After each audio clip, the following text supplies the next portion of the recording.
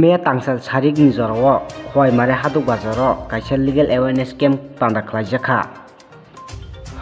O pandao songsakha khoi district legal service authority ro tai o pandao phaimanjakha khoi Barsel member Sujit Nath, PLB Biswajit Debroma, PLB Bojindra Devnath tai mare hadukni Bless Committee Chairman Sumit Debroma kosong আইন সেবা কমিটির পক্ষ থেকে ADC মারে হাদুক ADC village কাউন্সিলে village কমিটির উদ্যোগে এবং জেলা আইন সেবা কমিটির ব্যবস্থাপনায় এখানে একটা আইনি সচেতনতা শিবিরের আয়োজন করা হয়।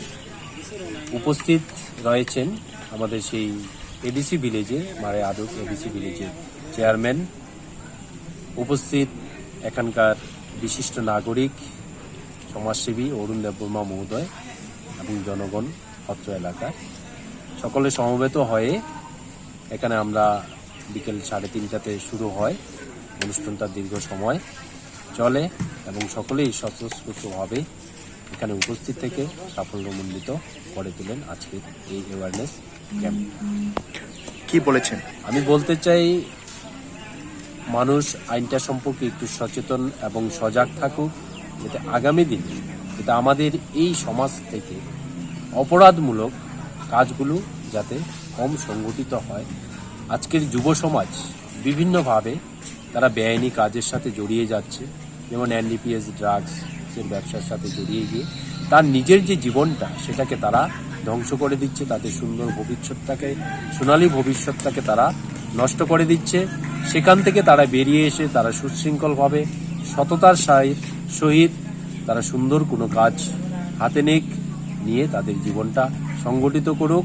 এবং অত্র এলাকার এই যে মারে হাদুক এডিসি ভিলেজ রয়েছে, আমি ব্যক্তিগতভাবে এবং মহকুমা আইন সেবা কমিটির পক্ষ থেকে, জেলা মহকুমা আইন সেবা কমিটির পক্ষ থেকে আমি সকলের কাছে অনুরোধ রাখবো যাতে এই এডিসি ভিলেজে কোনো ধরনের অপরাধমূলক কাজ সংগঠিত না হয়। প্রত্যেকটা নাগরিক তার নিজভাবে সেই দায়িত্ব নিয়ে চলবেন, সেই প্রত্যাশাটা আমি রাখছি।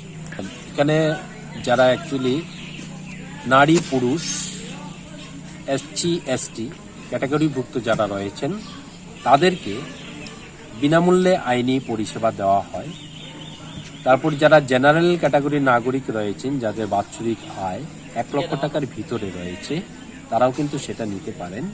সেটা নিতে গেলে যে মহকুমা বা জেলা আইন সেবা কমিটি রয়েছে আমাদের খোয়াই জেলা আদালত চত্বরে, সেখানে গিয়ে নির্দিষ্ট একটা ফর্ম রয়েছে, সেই ফর্মটা ফিল আপ করতে হয়। কী ধরনের মামলা উনি করবেন বা উনার বিরুদ্ধে করা হয়েছে, সেই মামলাটা পরিচালনা করার জন্য উনার যদি কোনো পছন্দের একজন আইনজীবী উনি নিতে চান তাহলে উনার নামটা উল্লেখ করে দিতে পারেন, অথবা যদি উনার পছন্দের কেউ না থাকে তাহলে সেই মহকুমা বা জেলা আইন সেবা কমিটিকে বলতে পারেন, ওনার পক্ষে একজন আইনজীবীকে নিযুক্ত করে দিতে পারেন।